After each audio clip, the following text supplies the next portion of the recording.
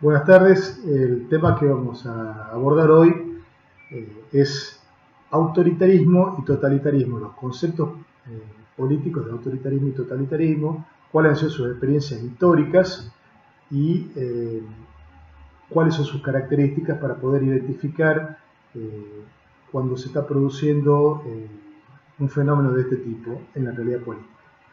Para ello vamos a estudiar a tres autores. Una es Hannah Arendt y los otros dos son Friedrich y Brzezinski. Hannah Arendt con su teoría y Friedrich y Brzezinski construyen entre ambos una teoría de lo que es el totalitarismo y el autoritarismo. Tanto Arendt como Friedrich y Brzezinski van a tener una visión sobre autoritarismo y totalitarismo. Ambos van a caracterizar a esos dos fenómenos políticos. Hannah Arendt, por un lado, los va a tomar como dos fenómenos políticos diferentes. El autoritarismo como una evolución del pensamiento político y del accionar político informado por determinadas características, y el totalitarismo como otra construcción política con otras características. Ambos como dos fenómenos diferentes y distintos. No así Friedrich y Brzezinski, que los van a considerar una complementación, tanto digamos, el autoritarismo como fenómeno político deriva en el totalitarismo o puede derivar en el totalitarismo. Son dos posturas, son dos teorías que vamos a abordar. Y también vamos a ver lo que se refiere a las experiencias históricas, tomando como experiencia histórica de totalitarismo el nazismo alemán y al estalinismo soviético, y como experiencia de autoritarismo al fascismo italiano, siempre entendiendo que estos son digamos, las circunstancias históricas o los hechos históricos o los fenómenos históricos en los que se han dado con todas las características el totalitarismo y con todas las características el autoritarismo. Esto no excluye a una serie de ejemplos intermedios, ¿verdad?, en los cuales aparecen ciertas características del autoritarismo y ciertas características del totalitarismo sin haber llegado a reunirlos a todos. Sin embargo, en esos fenómenos políticos o en esas experiencias políticas podemos identificar características que responden al totalitarismo, características que responden al autoritarismo. A partir de ahí es interesante señalar que para nosotros poder advertir o poder estudiar estos fenómenos representa, digamos, algo muy importante en cuanto a lo que tiene que ver con la realidad política del siglo XX, pero que esa realidad política del siglo XX tiene un correlato, o puede llegar a tener un correlato, o puede llegar a tener consecuencias o réplicas en el siglo XXI. Esto nos lleva a advertir que el totalitarismo y el autoritarismo son fenómenos políticos del siglo XX, porque sus características son distintas a cualquier otro fenómeno similar o a alguna experiencia histórica que nos haga parecer a simple vista reunir características que los emparenten con el totalitarismo o el autoritarismo. Entonces, la primera característica de estos movimientos es que, o de estos fenómenos políticos, es que son fenómenos del siglo XX. Por eso nosotros vamos a ver que sus experiencias históricas se producen en el siglo XX.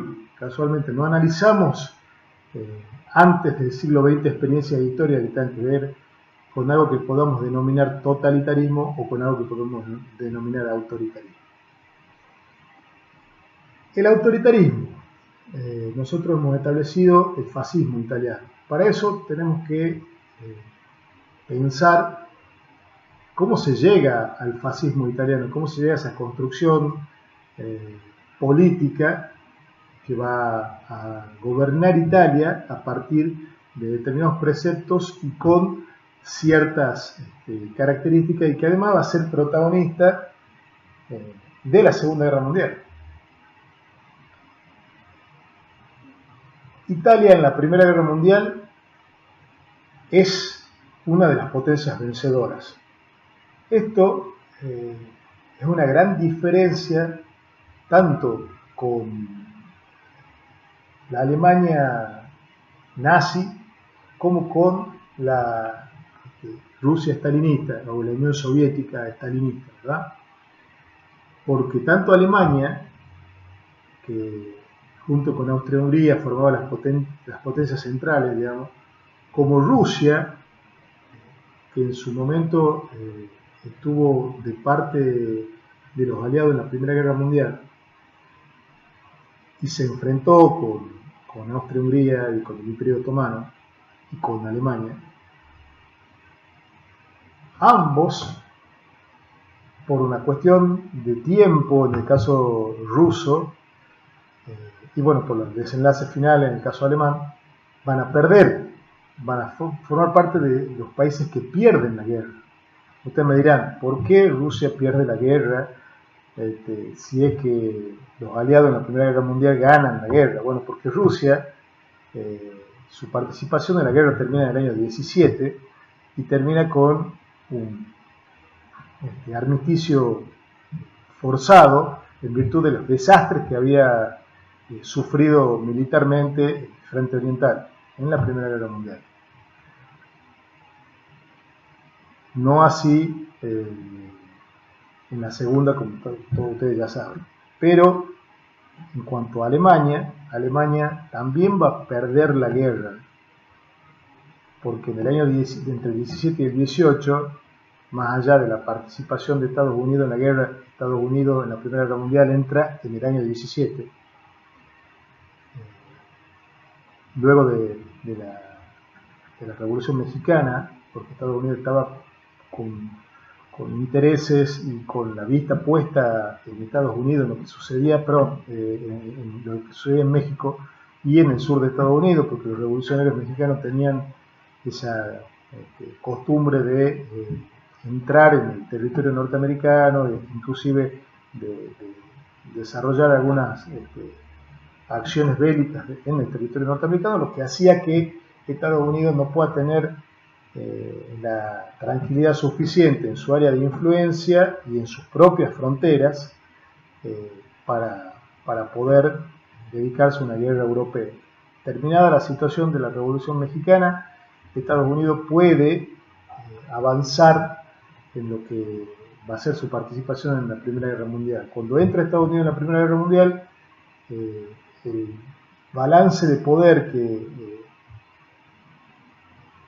favorecía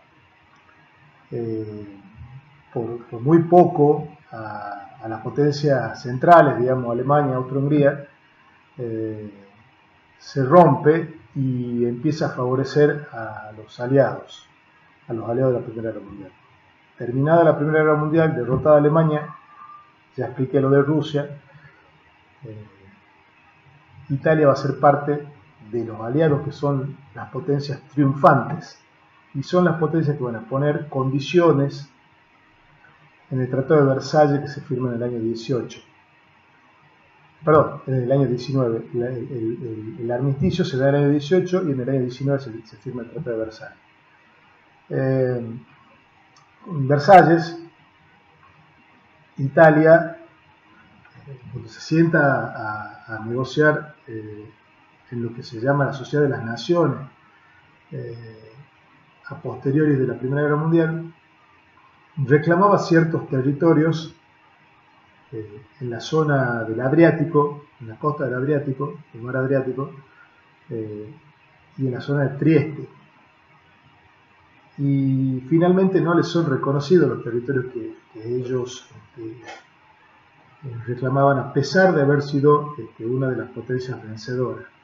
Entonces, Francia había obtenido influencia en África, había consolidado ocupaciones en la zona de Alsacia y Lorena. Inglaterra había prácticamente confirmado su dominio de los mares a través de su armada y su influencia colonial tanto en el África como en Asia. Italia simplemente entendía que en el reparto de este juego de influencia había sido relegada solo a Etiopía y algunos sectores del África, en los que también le costaba sostener esa influencia y sin poder hacer pie, sobre todo en las pretensiones europeas que tenía Italia.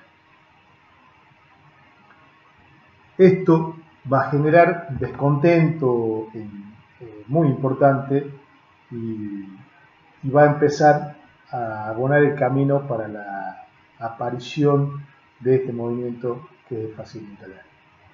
Bueno, para empezar a establecer cuáles son las características del autoritarismo, ¿verdad? Una de las primeras cosas que tenemos que decir es que es un sistema político, ¿verdad?, que tiene determinadas características que lo van a informar desde el primer momento.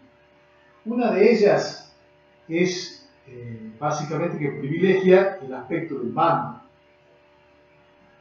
Y ustedes lo van a ver en el ejemplo histórico que nosotros hemos asumido para analizar, que es el fascismo italiano.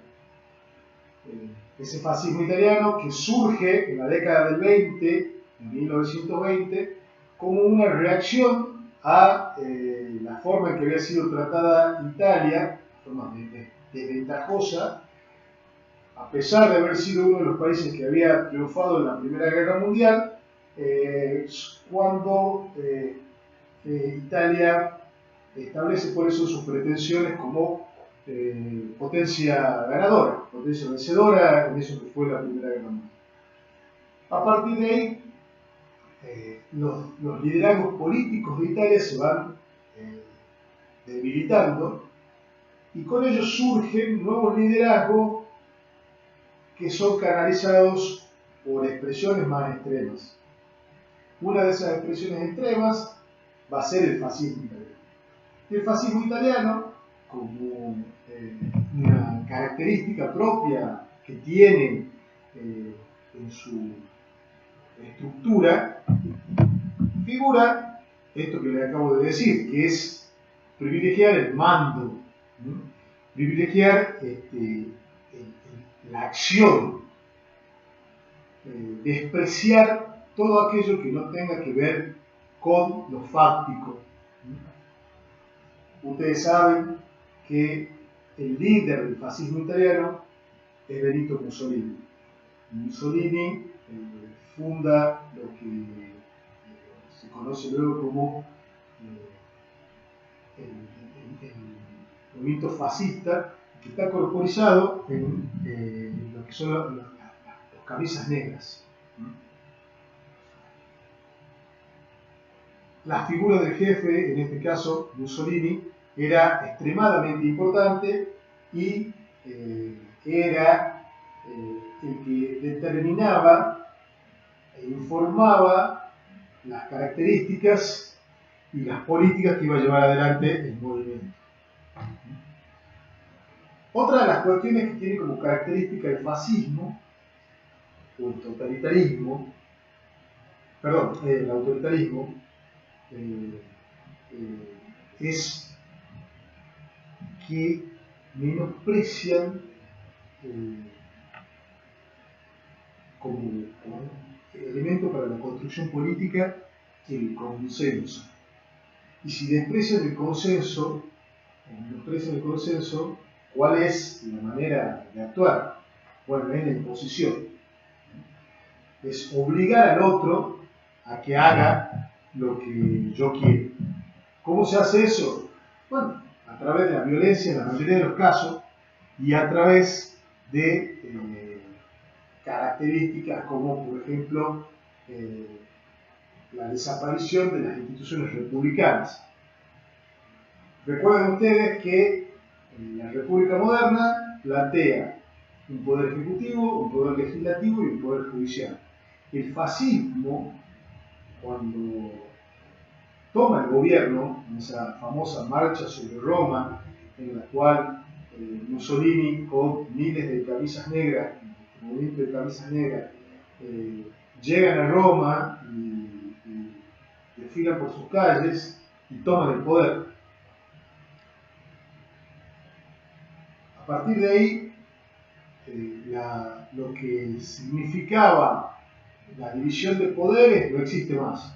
Aun cuando era una monarquía constitucional, en ese caso Italia, existía un parlamento, existía un primer ministro con su gabinete, que era el ejecutivo, y existía un poder judicial. Asimismo, la figura del rey. Terminado esto, o sea, una vez que toma Mussolini el poder, queda la figura del rey como una cuestión decorativa, porque el poder y el ejercicio del poder pasaba por el jefe faccioso era Benito Mussolini. La justicia se amolda a los digamos, deseos de ese jefe faccioso y desaparece cualquier tipo de control legislativo. No existe más el Parlamento. Imagínense ustedes quién se iba a oponer o cómo se iba a oponer un Parlamento compuesto por personas que estaban absolutamente fuera de la visión corporativa y autoritaria que tenía este nuevo líder. Bueno, desaparece cualquier tipo de posibilidad de expresión de lo que es las políticas como uno entiende una política democrática. Otra de las cuestiones que nosotros vamos a analizar en lo que se refiere al autoritarismo, ¿verdad?, es, como acabo de decir, la concentración del poder en un solo hombre o en un solo órgano. En este caso, ustedes van a ver que el poder queda concentrado en el líder autoritario, que es Benito Mussolini. De él va a depender las definiciones que se van a tomar en todos los órdenes de la sociedad. Por eso, por ejemplo, vamos a repasar unas cosas. El autoritarismo va a disminuir, digamos, todo lo que tiene que ver con la participación política. No hay participación política en el fascismo italiano. Hay solamente la participación a través de los cuadros del partido fascista o del movimiento fascista. Hay un solo partido de gobierno, no hay elecciones ni hay disputa. No tenían la posibilidad los opositores de concurrir a elecciones a disputar el poder con Benito Mussolini. Y existe también la persecución a los opositores. Se toleran algunas voces críticas muy, ¿cómo puedo decir?, débiles. Se toleran algunas expresiones de disenso, repito, muy débiles, pero no hay un esquema político del cual se permita participar al que no piensa como establece el partido de gobierno, en este caso el fascismo italiano. Otra de las características que va a informar al autoritarismo es que menosprecia las instituciones representativas, como acabamos de decir, digamos, no existe el Congreso, no existe la representación a través del voto popular, no existe la elección como método, la elección, digamos, el sufragio universal como método para elegir a nuestros gobernantes. Y ustedes me dirán, bueno, hay algunos sistemas políticos en los cuales, a pesar de que hay elecciones, pero también revisten características autoritarias, bueno, sí, es así, pero eso lo vamos a analizar un poquito más adelante. Sobre todo cuando veamos las experiencias latinoamericanas. Acá estamos tratando de abordar sobre el fascismo como un ejemplo de completitud en cuanto a las características de lo que se refiere al autoritarismo, para poder caracterizarlo ese autoritarismo. Otra de las cuestiones que tenemos que ver y que tenemos que internalizar cuando hablamos de autoritarismo es lo que se da en llamar la personalidad autoritaria. Y la personalidad autoritaria es aquella que se refleja en la disposición a la obediencia a los superiores, ¿verdad?, a los jefes, digamos, y a todos los que detentan el poder. Y esa misma personalidad autoritaria, ¿verdad?, tiene una contracara. Es como, valga el ejemplo de siempre de la moneda, que tiene dos caras. Bueno, una de las caras de la personalidad autoritaria es obedecer al que detenta el poder, obedecer al jefe, y la otra de las caras de la personalidad autoritaria es el maltrato, ¿verdad?, o el trato despectivo hacia aquel que consideramos que está en posición de acatar nuestras órdenes o en un rango inferior en lo que se refiere a la escala de mando de esa estructura autoritaria. Por eso, volvamos al esquema del fascismo italiano. Pensemos, por ejemplo, en lo que se refiere a la dirección de las acciones dentro de una sociedad que está galvanizada o está gobernada por el autoritarismo, y en este caso el análisis del fascismo italiano, con respecto a cuestiones como, por ejemplo, la educación. Claramente, el líder autoritario va a imprimir en todos los órdenes de la vida social la impronta del esquema autoritario. Una de esas áreas de influencia es la educación. A través de eso se establece, digamos, cuáles son las cuestiones que se van a enseñar y cómo son, cómo esa enseñanza, además de ser tomada e internalizada por los maestros, cómo se va a adoctrinar a los estudiantes. Y esta es una palabra muy peligrosa y muy compleja, que es el adoctrinamiento. Cuando se sale del esquema de educación, de formar, por ejemplo, a los niños para empezar el esquema de adoctrinamiento, haciendo que ese niño se referencie con un líder autoritario. Un ejemplo de eso, o que se amigue con el sistema. Yo siempre cuento esto en mis clases. Yo recuerdo hace muchos años atrás, cuando era niño, y estábamos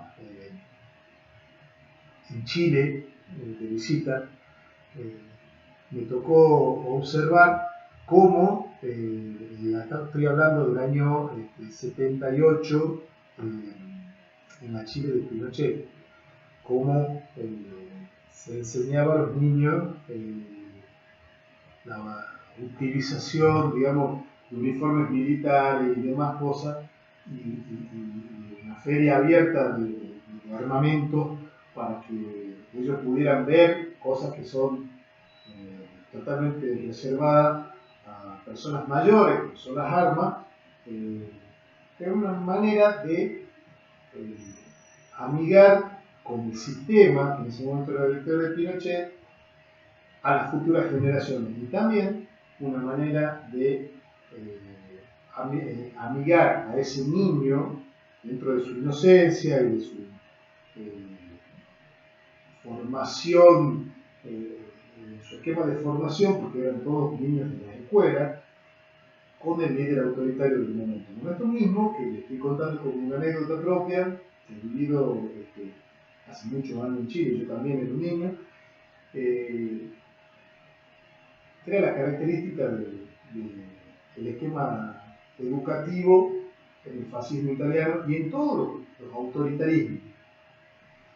Otra de las cuestiones que se va a ver son los contenidos que se le da a esos niños, referenciando siempre al líder autoritario. Y ha habido democracias que también han caído en esa, que si bien eran democracias formales, han tenido actitudes absolutamente autoritarias. Pero nosotros sí que queremos ver, para que ustedes entiendan con cierta especificación las características, preferimos verlo en el fascismo italiano, donde se ven todas esas características sin matices, ¿no? Luego vamos a ver que se producen matices autoritarios en distintos gobiernos que no son necesariamente autoritarios. Volviendo a la cuestión de la educación, los contenidos, algo muy importante para adoctrinar a las futuras generaciones. ¿Qué se les enseña? ¿Cómo se les enseña?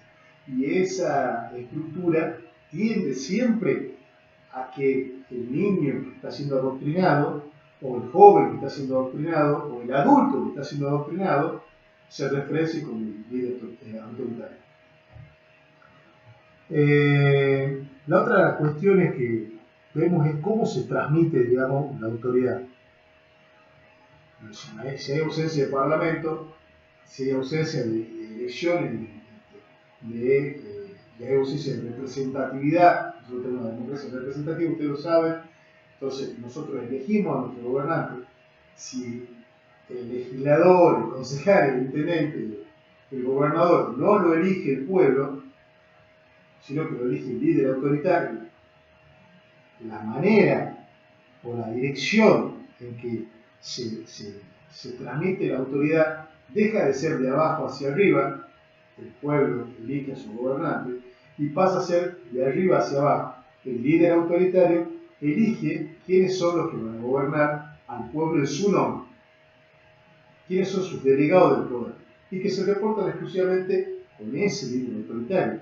No es que se van a reportar con sus votantes o con sus electores, porque no los hay. O sea, desarmado cualquier tipo de participación política.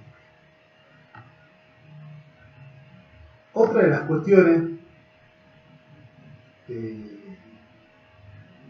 esto siempre vuelvo a dar el ejemplo italiano, porque ustedes algunos me dirán, bueno, sí, Cuba es un autoritarismo, es un totalitarismo. ¿Qué es Cuba? ¿Qué es la Cuba de Fidel Castro? ¿Qué es la Cuba posterior a la muerte de Fidel Castro? ¿Hay elecciones en Cuba? Bueno, desde mi punto de vista, no hay, sigue siendo un autoritarismo, donde se cumple solamente con las ceremonias de votación, pero donde no hay la posibilidad de participación real, seria, de una oposición. Lo mismo pasa en Venezuela. Pero por eso estamos tomando el ejemplo del fascismo italiano para encontrar todas las características juntas y no irnos sobre algunos que pueden tener varias o muchas características, pero no todas. Otra de las cuestiones que tiene que ver con el autoritarismo, básicamente, es la falta de libertad. Es la falta de libertad para elegir, es la falta de libertad para expresarse, es la falta de libertad para disentir. Hay un libro muy bueno que se lo recomiendo, que se llama Sostiene Pereira. Sostiene Pereira es la historia de una persona que se dedicaba a un diario en Lisboa, en Portugal, durante la dictadura portuguesa, a corregir el diario. Era el corrector del diario y a la vez era el censor. ¿Qué es esta figura del censor? Es el que va a ver qué se publica y qué no se publica. Bueno, lean ese libro que es fantástico, y van a ver, y van a percibir, un libro cortito, por cierto, pero una novela muy buena. Van a percibir esa atmósfera pesada de falta de libertad, la van a sentir perfectamente. Bueno, si les gusta el rock nacional pueden escuchar La aventura del señor Tijera, que también es de Charly García, que hace referencia al censor. Entonces, aquel que editaba las canciones para que ver qué es lo que se permitía que el pueblo escuche y qué no. Qué es lo que se permitía que el pueblo vea en el cine y qué no. Qué películas se podían ver y qué no.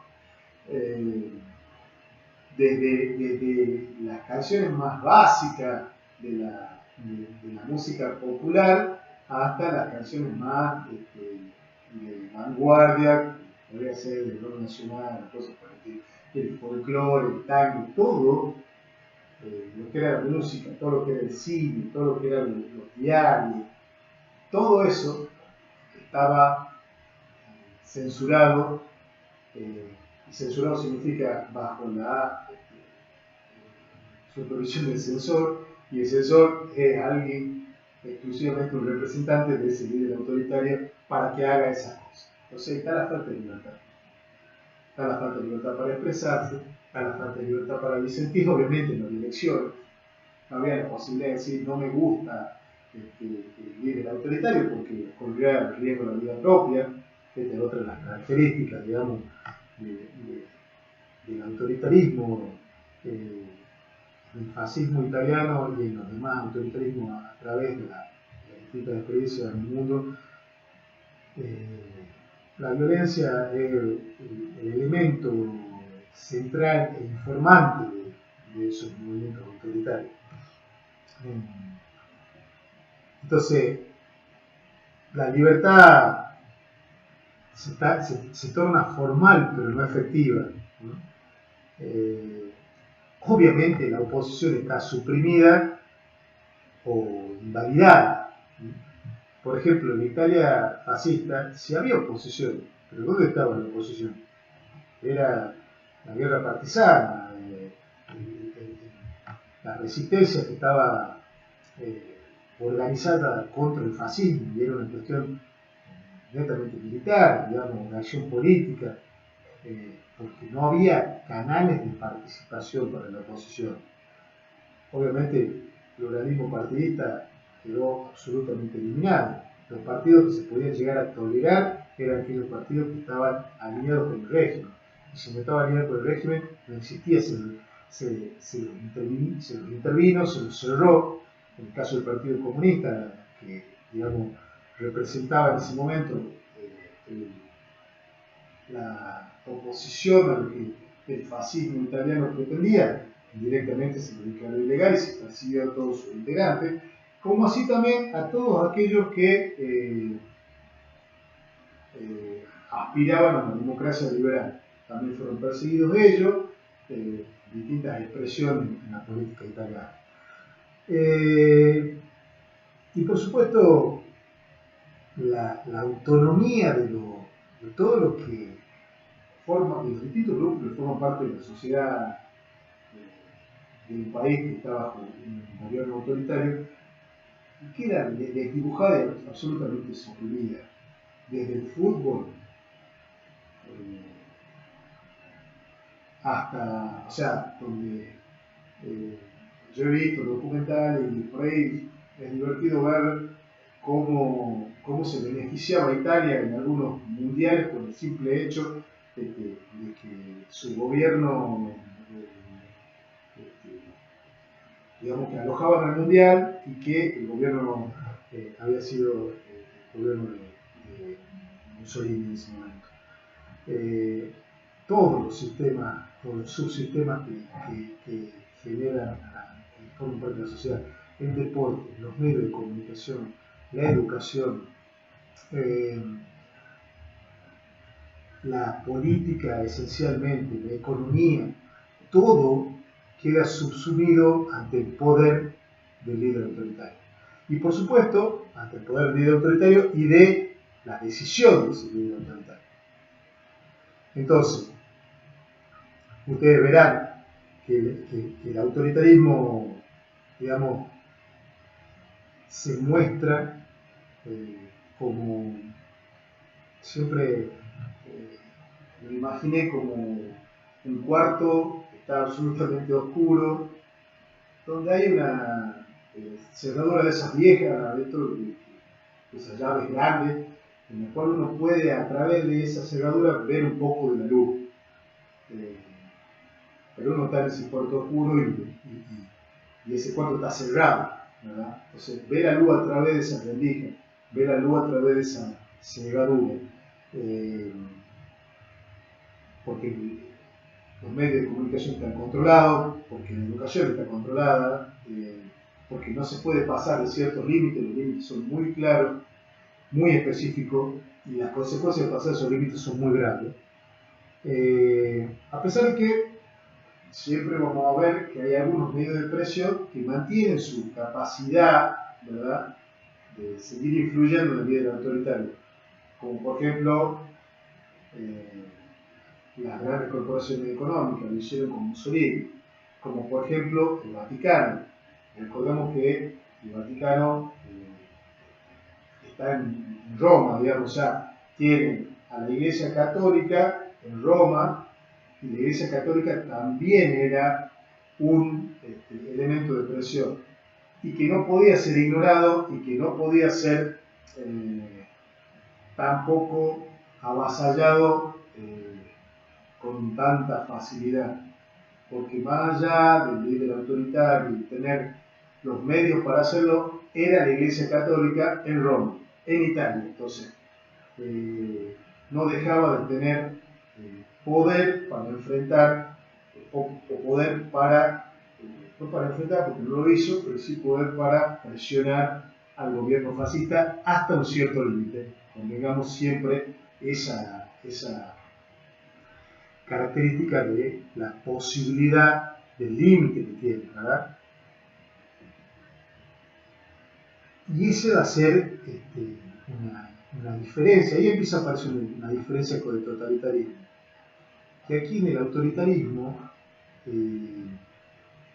la penetración del partido de gobierno, del líder autoritario, en lo que es la sociedad, va a ser limitado a pesar de todo esto que estoy contando.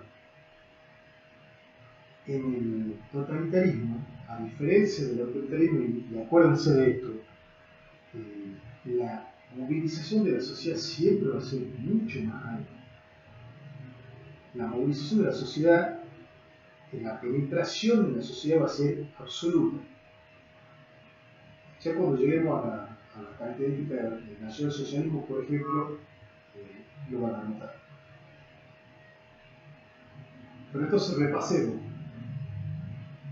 El autoritarismo tiene la característica de, vamos de atrás para adelante, lo último que acabamos de decir, tiene la característica de que la penetración o la movilización de la sociedad es limitada. Si vamos a ver, control los medios de comunicación, le acabo de decir que ella tiene Pereira, que tenemos un muy buen libro, escuchen La aventura del señor Tijera de Charly García. Por supuesto va a tener injerencia en el esquema educativo, se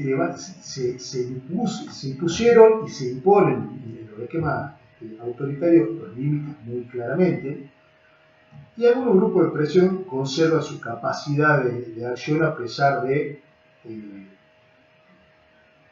esta gran centro de imputación de poder que es el autoritario. Por supuesto se expresa en las instituciones, no hay manera de expresarse políticamente de una manera crítica al régimen. Hay una veneración a la personalidad autoritaria.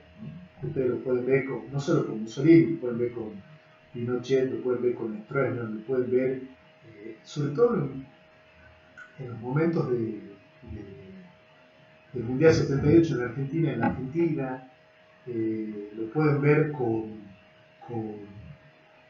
esa admiración a la personalidad en Cuba. Bueno, siempre que hay una referencia concreta, digamos, hay un culto a la personalidad del líder, empieza a prenderse una luz de rojo con respecto al autoritarismo. Ahí hay un componente autoritario. Básicamente menosprecian las instituciones, por sobre todo menosprecian a la democracia liberal, la consideran débil a la democracia liberal, todas las estructuras políticas autoritarias, y se concentra el poder exclusivamente en el líder autoritario o en su círculo de confianza, pero siempre referenciado con el líder autoritario. Eso también tiene que quedar bien claro. El círculo de confianza no comparte el poder con el líder autoritario, ejecuta las órdenes del líder autoritario. Eso tenganlo muy en claro. Y por supuesto el consenso es absolutamente despreciado, nada se hace por consenso, sino que se impone. Esto lleva a la primera característica que hemos hablado, que es que se privilegia el aspecto humano. Pues bien, sería bueno ahora iniciar o empezar a charlar de lo que es el totalitarismo. ¿Y por qué yo, por lo menos, que adhiero a la visión de Hannah Arendt, creo que es un elemento distinto del totalitarismo, y no como dicen Friedrich y Helsinki, que el autoritarismo es un primer estadio y el totalitarismo un segundo estadio, al cual se llega a través de determinadas circunstancias. Básicamente porque entiendo que el totalitarismo nace diferente que el autoritarismo.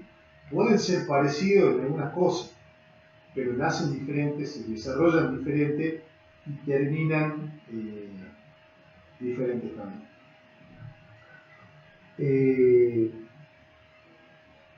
Cuando empezamos a hablar de totalitarismo, sí hay claramente una visión por parte del nazismo alemán de estudiar qué hacía Italia, qué era este fenómeno nuevo, qué era Mussolini. Mussolini es anterior a Hitler en términos de desarrollo político. Entonces sí, el nazismo alemán va a mirar a ese fenómeno político que se llama fascismo en Italia. También lo va a hacer, por lo menos desde algún lugar, el estalinismo soviético. Y ahí nosotros empezamos a ver ciertas características muy particulares del totalitarismo. El totalitarismo, tanto para Friedrich y Helsinki como para Hannah Arendt, hace referencia a una ideología. Hay una ideología por detrás. En el caso del nazismo, esa ideología va a estar informada por el mito de la raza. En el caso y el mito del héroe, por la combinación de ambos. También, en el caso de lo soviético, el mito se transforma por la ideología, también aspira a esta cuestión mítica en lo que se refiere a la figura del trabajador, o del proletario, del proletariado como clase, del proletario como miembro de esa clase y como eje de la transformación histórica que propone el comunismo. Entonces son los elementos que van a idealizar. El totalitarismo soviético va a idealizar a la figura del proletariado, ¿verdad? Y el nazismo va a idealizar lo que tiene que ver con la raza y con una historia a la que está llamada esa raza a encarnar. Entonces,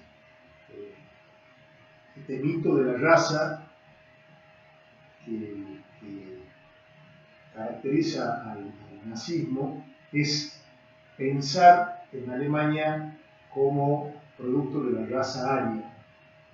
O sea, y esa raza como una raza superior y la necesidad de que Alemania vuelva a un estado de pureza étnica.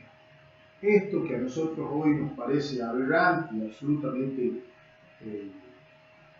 alejado de la realidad, fue lo que convocó al pueblo alemán, desgraciadamente, a una aventura totalitaria que terminó muy mal para el mundo y muy mal para Alemania.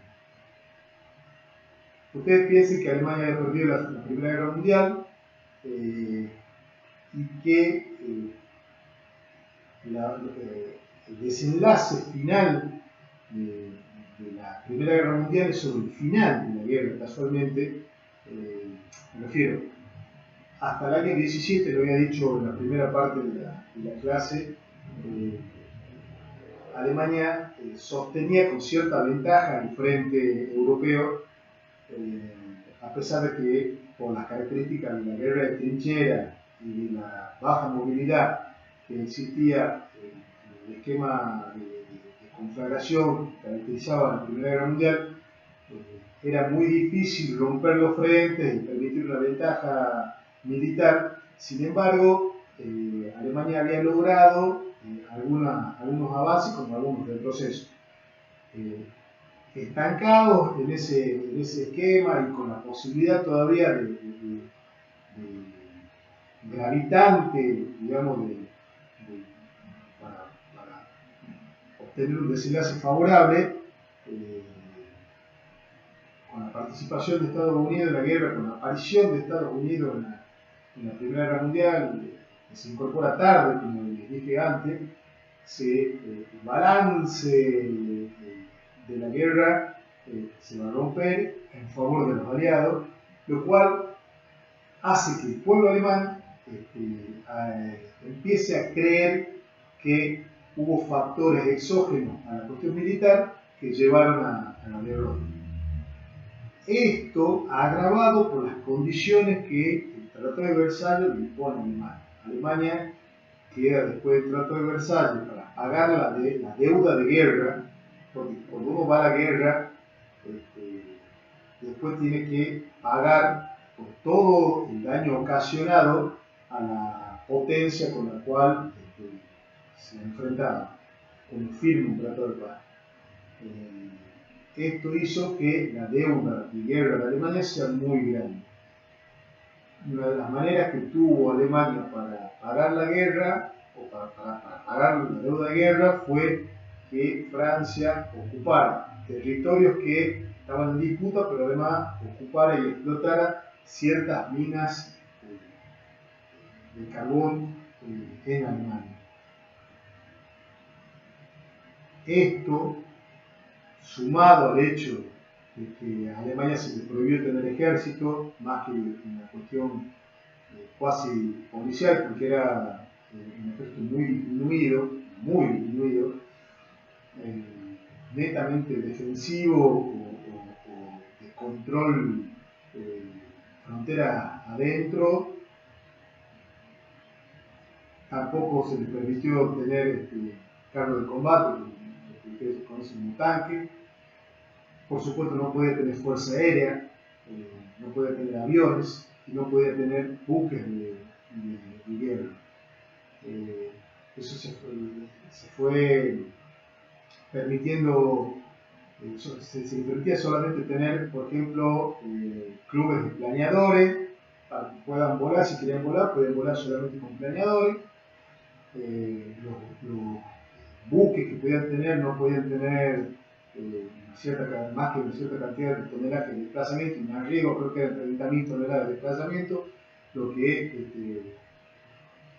después se transformaron en tenibles acorazados de bolsillo, porque eran buques que llegaban cerca de ese límite, pero que los ingenieros alemanes habían hecho ciertas disposiciones en los buques para poner los blindajes en los lugares que eran más sensibles para el funcionamiento del buque, y que decían que se amoldaban a ese tipo de restricción. La verdad que nunca se amoldaron a esa restricción, porque fue sobre ya avanzada la década de los 30.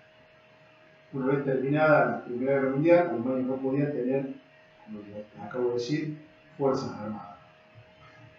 Esto golpeaba el orgullo alemán, la economía alemana estaba absolutamente destruida. Son conocidas las imágenes de una persona llevando una carretilla con marcos alemanes para comprar un kilo de pan. Marco alemán es el dinero, son carretillas llenas de billetes para comprar un kilo de pan. Entonces, esa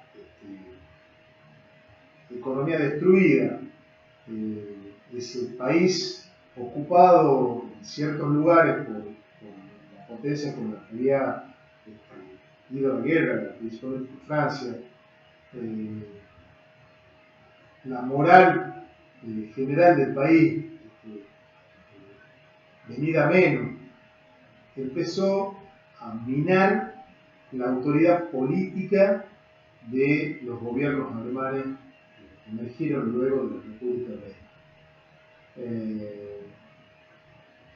Entonces, todos esos desafíos políticos, todos esos desafíos económicos y sociales, como les digo, hacían que a la clase gobernante, a toda la clase gobernante, se le vuelva muy difícil encontrar soluciones, tanto a quienes estaban en el poder como a quienes estaban en la oposición. Y permitió la aparición de determinados movimientos políticos que aborrecían a todo el sistema político que gobernaba en ese momento en Alemania. Era un movimiento, o eran distintos movimientos, tanto por izquierda como por derecha, que abogaban por la desaparición del Estado liberal y de las distintas formas de expresión de la democracia republicana. Repito, desde los comunistas hasta los nacionalsocialistas. En ese marco, las cervecerías eran un lugar de catarsis para la gran cantidad de tropas desmovilizadas, porque hubo hasta 1918 un enorme ejército alemán que luego se tuvo que desmovilizar. Esos hombres que habían sufrido en las trincheras, que yo les recomiendo que ustedes en algún momento vean algún tipo de documental sobre la Primera Guerra Mundial, y sobre todo las consecuencias psicológicas que aparecen después de la Primera Guerra Mundial o durante la Primera Guerra Mundial, como por ejemplo la histeria masculina que aparece como una enfermedad psiquiátrica producto de la guerra, de la tensión de estar en la trinchera. Y hacer un pequeño ejemplo para que ustedes por lo menos imaginen de qué se trata. La guerra de trincheras se caracterizaba por tener una trinchera totalmente bajo tierra, una fortificación bajo tierra, la trinchera, con ametralladora, con artillería atrás, y con toda la línea de soldados, ¿verdad?, dispuesta en esa trinchera, que vivía en esa trinchera, o sea, en el barro, en el frío, en el agua, porque la trinchera no tiene cómo cubrirse por una serie de cosas, porque llueve adentro de la trinchera, porque la gente muere adentro de la trinchera y muchas veces quedan ahí porque no hay posibilidad de sacarlo. Una tierra de nadie que podría ser de 100, 200 metros, y la otra trinchera del ejército enemigo. La guerra de trincheras consistía en intentar tomar la trinchera enemiga todos los días en determinadas ocasiones. Y cuando uno iba hacia la trinchera enemiga, había alambre de púa, llovía las cargas de artillería de la trinchera que se defendía. Y cuando estaba más cerca, toda la fusilería de los soldados y las ametralladoras. Entonces, por cada carga que se efectuaba, se perdía más del 50% de los soldados que iban a tomar la trinchera. Por lo general no se podía tomar la trinchera y volvían a la trinchera de la cual habían partido. Pero ¿qué pasaba si el soldado se negaba a salir a esa matanza, a esa masacre a la cual le ordenaban? Los oficiales tenían la orden de matarlos. Sus propios oficiales mataban a sus propios soldados. Por eso ustedes van a ver que los oficiales no estaban armados con fusiles, sino estaban armados con revólveres, porque no era para defenderse del enemigo, porque el oficial quedaba ahí o iba acompañando atrás, sino para sostener la línea que avanzaba. Y si alguien quería desertar, se lo mataba inmediatamente. Bueno, les cuento esto, así de pavoroso y horroroso, solamente para que entiendan que hubo gente peleando en esas trincheras durante 4 años. No un día, dos, durante 4 años. Luego esa gente, de haber sufrido las enfermedades, la muerte de los camaradas, de los amigos, el gas mostaza, el gas tóxico, digamos, que el gas mostaza entra en los pulmones y hace que los pulmones se desarmen, uno escupe sangre y ese tipo de cosas, una muerte muy dolorosa. Luego de eso les dicen váyanse a su casa. En Alemania no tenían trabajo, no tenían que comer, habían perdido la guerra, no tenían ningún tipo de contención por parte del Estado alemán. Entonces se convierten en una masa crítica muy fuerte. Y esa masa crítica muy fuerte, y que sabía manejar las armas, porque había estado en la guerra y había sido entrenada para manejar las armas, muchos de ellos habían vuelto sin piernas, sin brazos, afectados mentalmente por la experiencia de guerra, no encuentran quien los represente en la cuestión política, quien los represente en las necesidades que ellos tenían. Y aparecen estos elementos de izquierda y de derecha, o de ultra izquierda, o ultra derecha, como ustedes les gusta llamar, dando una explicación de por qué Alemania había perdido la guerra. Y una de las explicaciones era la traición de los grandes fabricantes de armas alemanes, la traición de los que tenían dinero. Tanto por izquierda como por derecha se hace alusión a la izquierda alemana en ese momento y la izquierda internacional en el año 19, como se hace el Tratado de Versalles, y durante la Primera Guerra Mundial fue tan importante en la crítica a la guerra, a pesar de que digamos, la guerra continuó, pero en el año 17 tuvo serios problemas de hacer que se sigan fabricando los elementos que se necesitaban para la guerra, porque los trabajadores muchas veces fueron a huelga, de tal manera, para que se los reconozca a la OIT, de tal manera que la Organización Internacional del Trabajo está reconocida en el Tratado de Versalles del año 19, para que vean que fue un componente político dentro de la guerra. Ahora bien, por izquierda y por derecha se achacaban las culpas, la izquierda al capitalismo internacional, que mandaba a morir a los obreros, a los hijos de obreros, por guerras que eran guerras imperiales, que lo único que beneficiaban era al capitalismo internacional. Por derecha se criticaba agriamente la conducción de la guerra, los generales que estuvieron a cargo, y se pontificaba la traición por parte de los comunistas que habían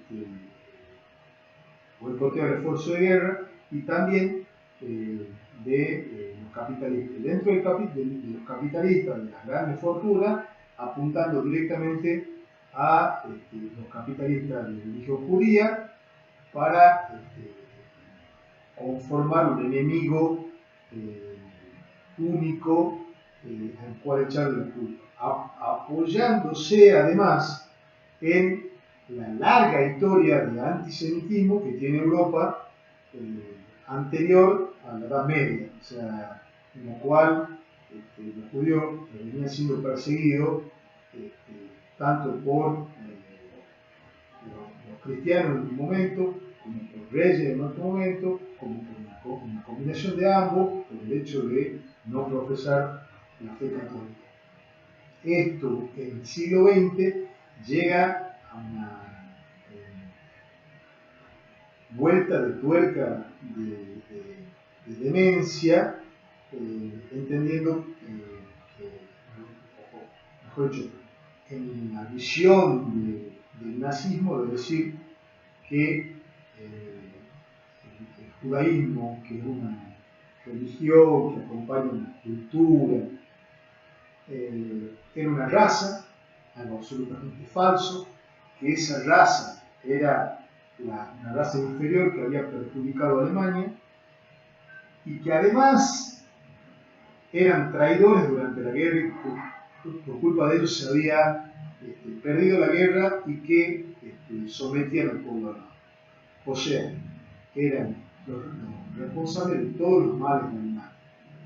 La locura ha sido absorbida de a poco por las masas en Alemania después de la Primera Guerra Mundial, específicamente desde mediados de los 20 hasta el año 45, cuando finaliza la Segunda Guerra Mundial. ¿Cuáles son las características del totalitarismo? Una vez enunciado un poco, ¿cuáles son las características del totalitarismo según Hannah Arendt? La ideología es una.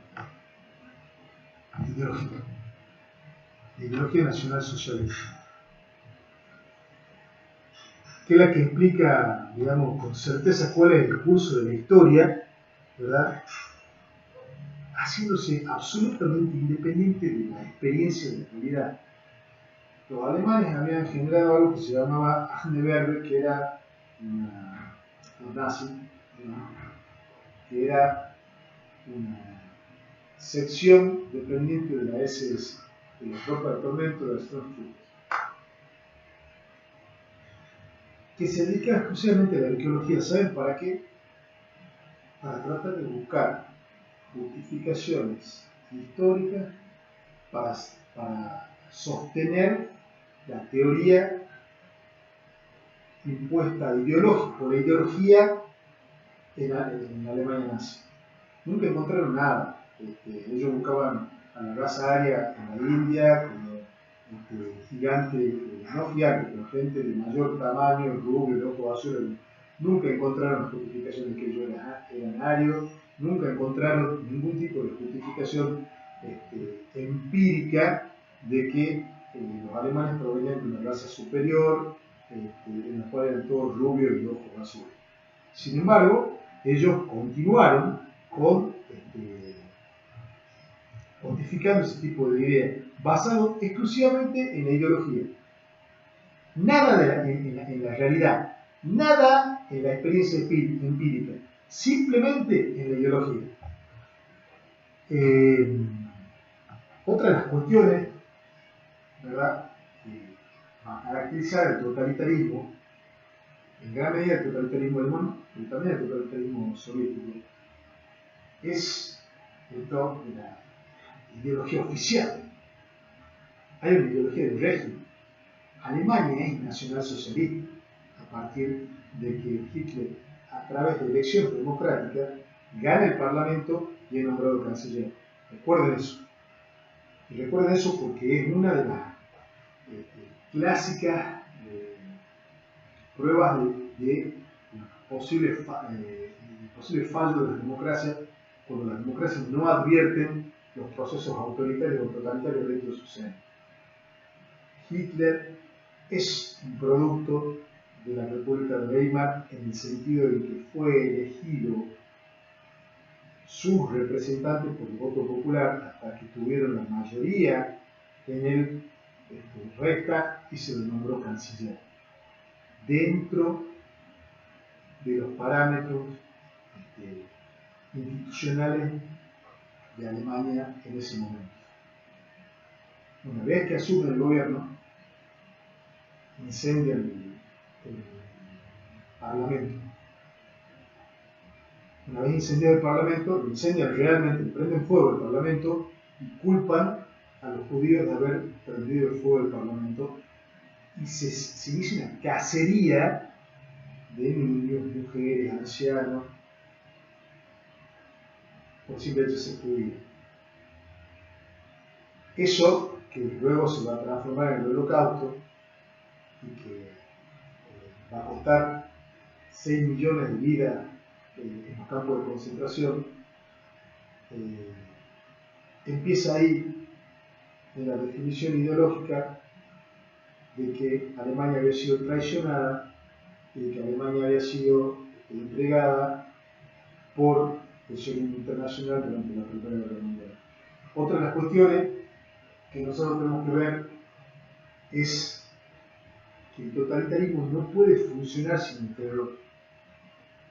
El totalitarismo necesita del terror, del terrorismo policíaco, del terrorismo militar, necesita del terror.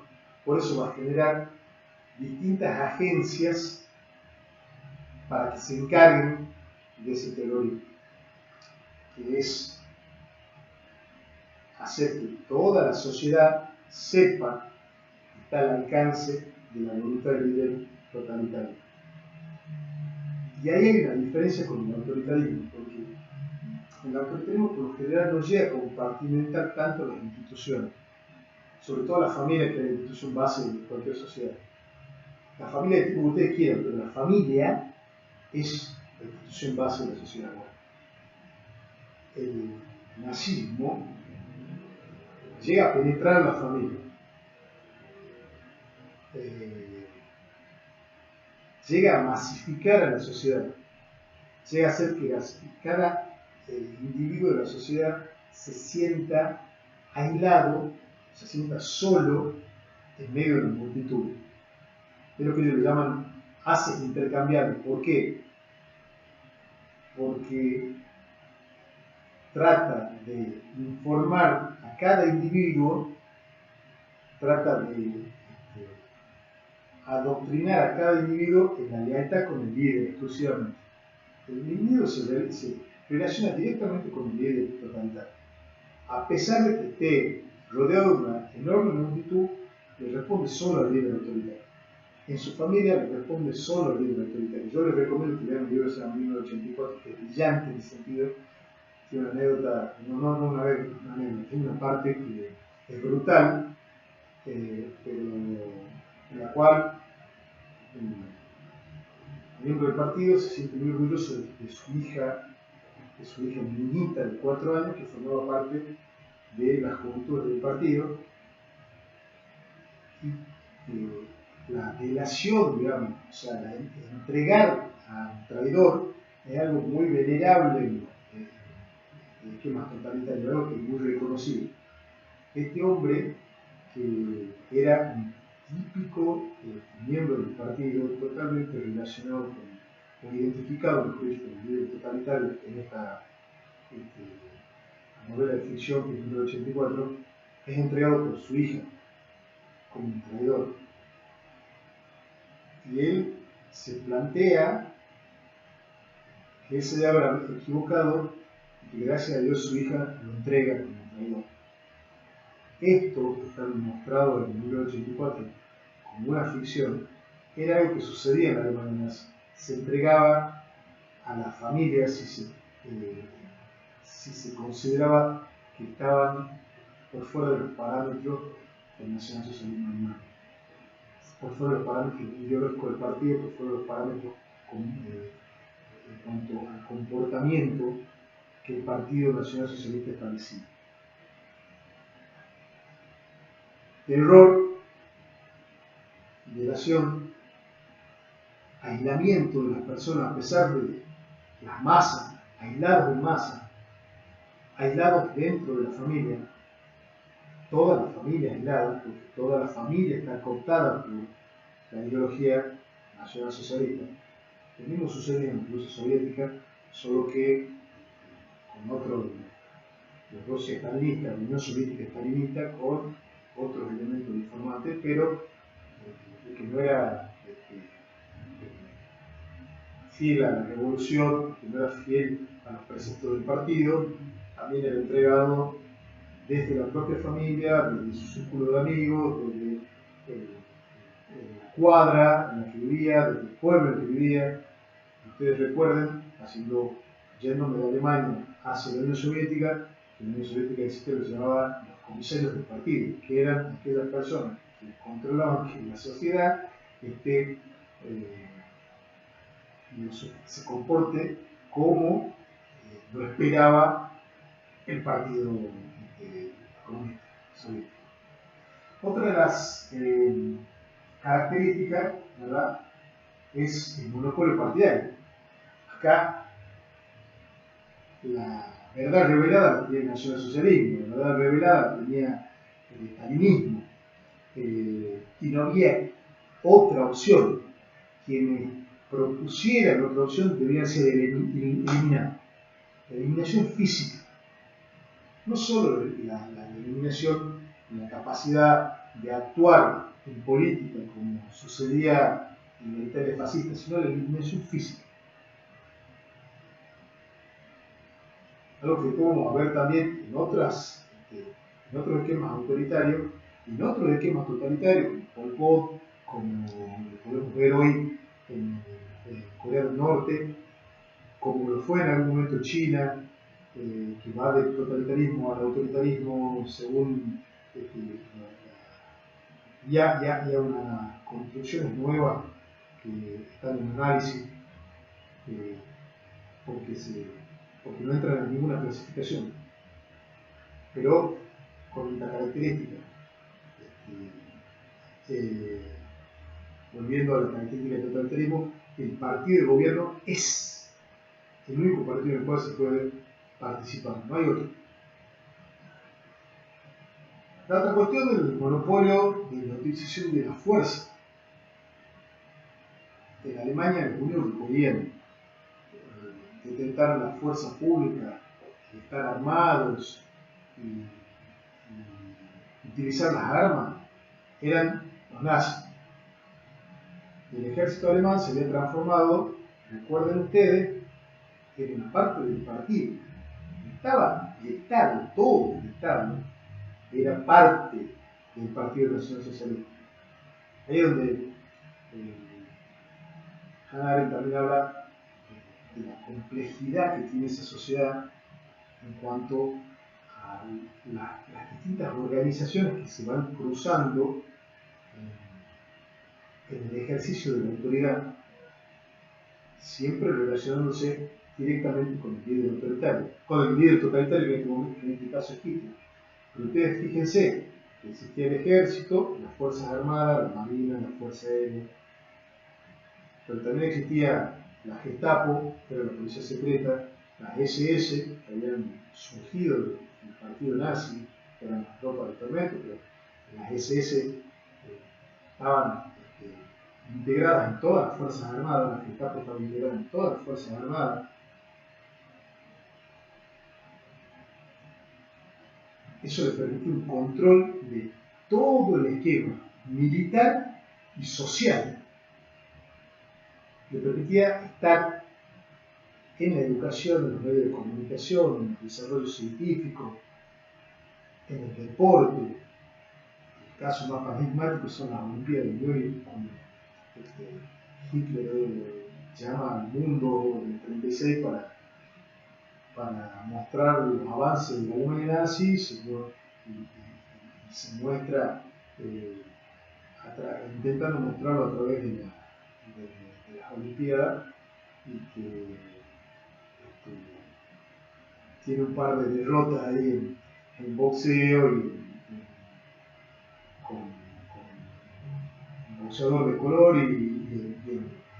y en la maratón con el norteamericano y con edad, digamos, a lo que aborrecemos el régimen nazi, digamos, siempre me saca una sonrisa cuando veo segundo del podio al alemán haciendo el saludo nazi y al lado habiendo perdido con alguien que proponía un esquema de libertad y democracia, un país que proponía un esquema de libertad y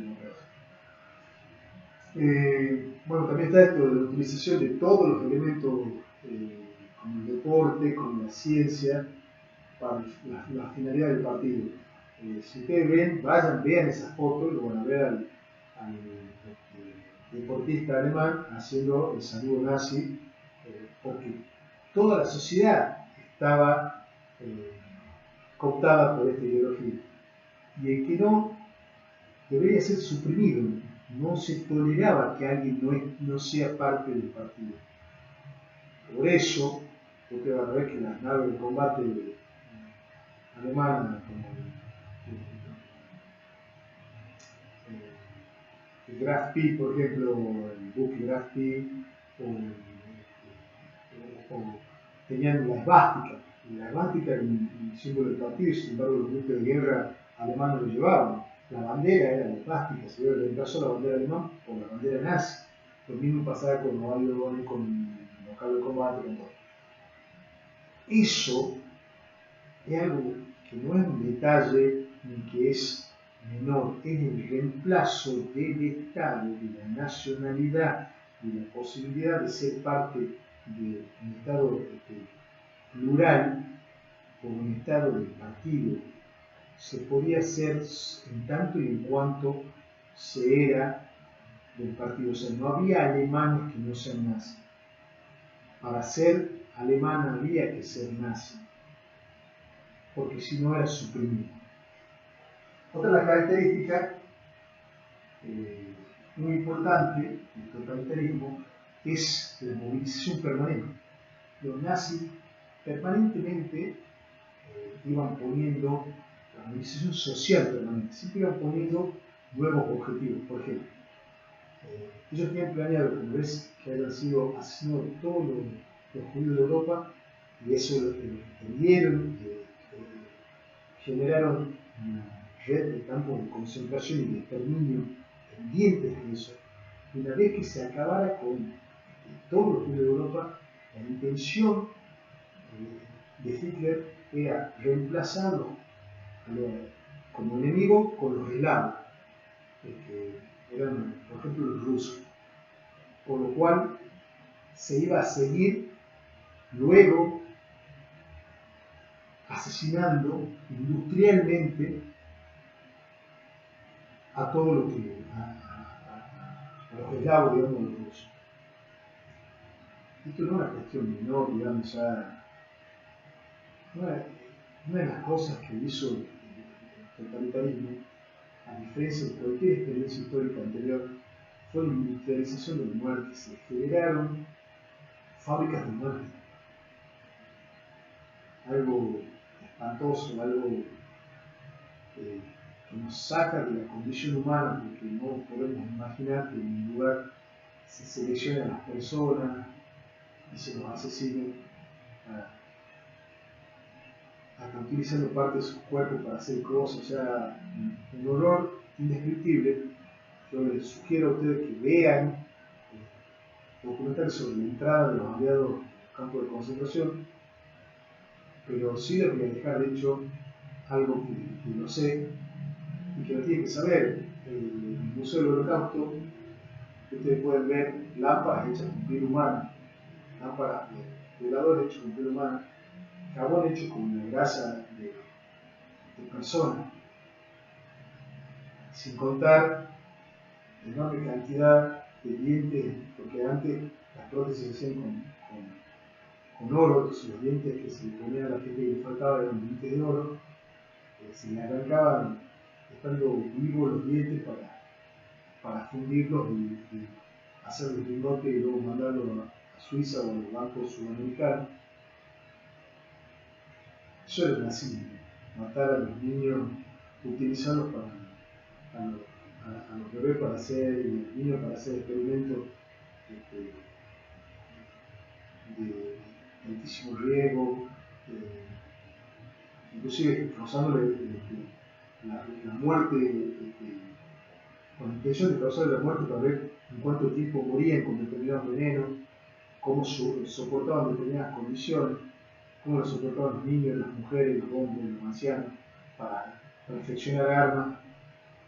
Con todo eso hicieron, los nazis eso tienen que saber, y tienen que internalizar, y tienen que conocer y darse la oportunidad de leer estos documentales que yo les pido para que nunca más vuelva a suceder este tipo de cosas y podamos advertir cada vez que veamos ciertas actitudes que hay un proceso totalitario, un proceso político totalitario en primer lugar, y no llegar, no dejar que llegue a esas consecuencias.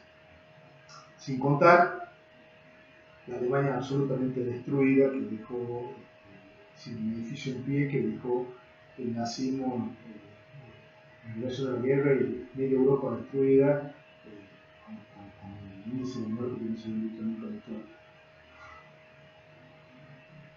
Finalmente, hay cosas que hay que destacar también: la utilización de los medios de comunicación masivos. El totalitarismo utiliza siempre los medios masivos de comunicación, y ojo, hay que poner mucha atención al discurso totalitario hoy en la radio, al discurso totalitario en los medios de comunicación. Cuando nos muestran un líder como esa solución mágica para todos los problemas, cuando acusan a un sector de la población de ser el culpable de todos los dramas, de todos los problemas que tiene el país, hay una semilla de totalitarismo en ese discurso. Los medios de comunicación han sido utilizados por Hitler. Casualmente ellos generaron en su momento un programa que se llamaba Radios para Todos, en el cual solamente con esa radio se puede escuchar 3 emisoras, y esas 3 emisoras eran controladas por el partido. Al principio de su gobierno, luego controlaron todas, controlaron todos los medios de comunicación, todas las producciones cinematográficas. Recuerden que en ese momento no existía la televisión era un invento de un escocés, pero ¿quién lo va a potenciar? El nazismo. El nazismo potencia el desarrollo de la televisión, que no llega señor, después de la Segunda Guerra Mundial, a transformarse en un elemento que empieza a aparecer en el toda Norteamérica, ¿verdad? Con el boom comercial que hubo después de la Segunda Guerra Mundial, pero a ellos les interesaba esa tecnología, porque siempre les interesó la tecnología, porque la tecnología es una de las maneras en las cuales se transmite el discurso totalitario. Lo hicieron con el cine, lo hicieron con la radio, lo hicieron con la vieja imprenta donde publicaron Mi Lucha, que bueno, el que pueda leer ese libro se va a dar cuenta que es un panfleto lleno de generalidades y de cuestiones absolutamente irracionales, pero que convocó a muchísima gente a esta aventura demencial que fue el nazismo. Otra de las cuestiones es la propaganda. La propaganda como medio, la propaganda, es una palabra que se dice igual en castellano, en ruso, en alemán, y tiene que ver con esto de estructurar un pensamiento a través de la comunicación desde el Estado hacia el mundo. El terror para analizar la propaganda, porque no es tomado por la propaganda, se lo suprime, aunque se opone, se lo suprime. Y finalmente, la utilización de los medios tecnológicos para justificar el régimen. Los grandes triunfos del régimen en la industria, los grandes triunfos del régimen en el desarrollo. Estas son algunas de las características del totalitarismo que se van a repetir siempre en la Unión Soviética y también en la Alemania nazi. Yo les pido que lean con espíritu crítico estas teorías, que verifiquen cada una de las características y que establezcan las diferencias, que sobre eso se va a tratar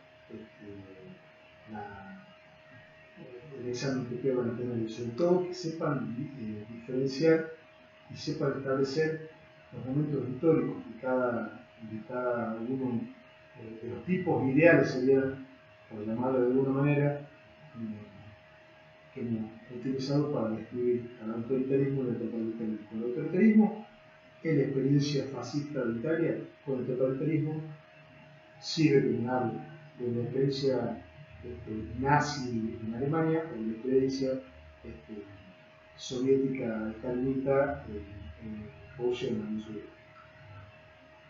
Espero que se haya entendido. Quiero hacer un repaso, sí, de las características del totalitarismo: la oposición del terror, la ideología como elemento informante, la no justificación de la realidad de esa ideología, o sea, parte del prejuicio y no de comprobación enfática, la utilización de los medios de comunicación masivos, el hecho de penetrar en toda la sociedad, el hecho de aislar a cada individuo a pesar de estar en una masa aislada, todos en una multitud, todos aislados a ver, la relación directa con el líder totalitario, que es el único con el que se van a reportar y el único que lo puede decir.